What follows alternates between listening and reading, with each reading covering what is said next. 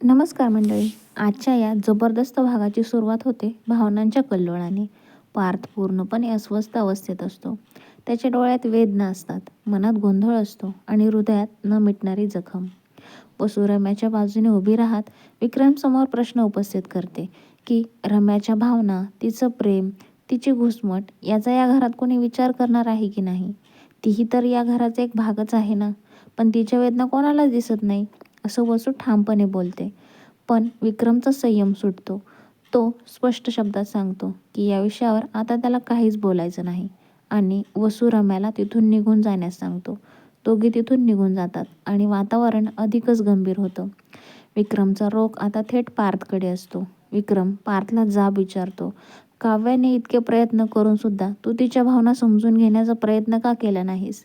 तिचा भूतकाळ समजून घ्यायचं तू टाळलंस आणि आज मात्र तिच्या बाजूने उभा राहिलास. याचं कारण काय? पार्थ मनातली सगळी घुसमट बाहेर काढतो. तो सांगतो की त्याला त्याचा भूतकाळ ऐकायचाच नव्हता, कारण तो जीवाशी जोडलेला आहे. त्याला माहीत होतं, आजही जेव्हा तो डोळे उघडतो तेव्हा त्याच्यासमोर एकच चित्र उभं राहतं, जीवा आणि काव्या. तो भूतकाळ पुसून टाकणं त्याला अजूनही शक्य नाही. पार्थ मान्य करतो की त्याचं मन आणि बुद्धी एकाच दिशेने चालत नाही. मन अजूनही जखमी आहे, संशयाने भरलेला आहे. तो काव्यावर प्रेम करतो, पण त्या आठवणी त्याला चैन पडू देत नाहीत. हीच त्याची सगळ्यात मोठी लढाई आहे. युग पार्थला समजवण्याचा प्रयत्न करतो. तो सांगतो की माणसं बदलतात, काव्याही बदलली आहे.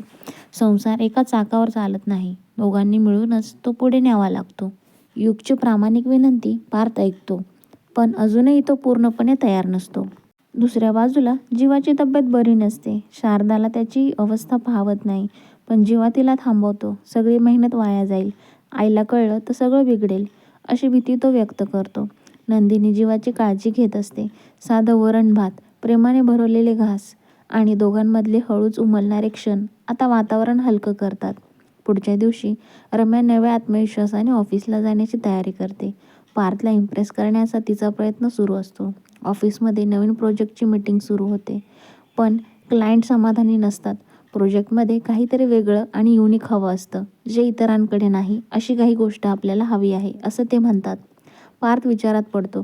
काहीतरी मिसिंग आहे हे त्याला जाणवतं. इकडे नंदिनी आणि आनंद निवाससाठी फंड उभा करण्याचा प्रयत्न करत असते. मदत स्वीकारायची नाही, स्वतःच्या ताकदीवर काहीतरी करायचं, असा तिचा ठाम निर्णय असतो. तेवढ्यात जीवा एक मोठी चाल खेळतो. तो आपल्या फॉलोअर्सला आवाहन करतो. छोट्या छोट्या मदतीतून मोठा फंड उभा राहतो. नंदिनीचं टेन्शन क्षणात दूर होतं आणि शेवटी सगळ्यात मोठा ट्विस्ट येतो. ऑफिसमध्ये अचानक काव्याची एंट्री होते. ती ठामपणे सांगते की हा प्रोजेक्ट अपूर्ण आहे आणि तो पूर्ण करण्याची ताकद तिच्यात आहे.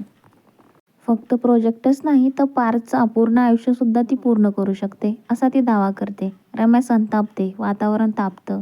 पार्थ मात्र शांत राहतो आणि काव्याला विचारतो, तुमची आयडिया काय आहे? इकडे जीवाचं यश, तिकडे पार्थ, रम्या आणि काव्याचा तिढा. एकच प्रश्न, या नात्यांचं गणित सुटणार तरी कसं? आजचा भाग इथेच संपतो मित्रांनो. आपण भेटूया पुढच्या भागामध्ये. चॅनलला सबस्क्राईब करायला विसरू नका. धन्यवाद.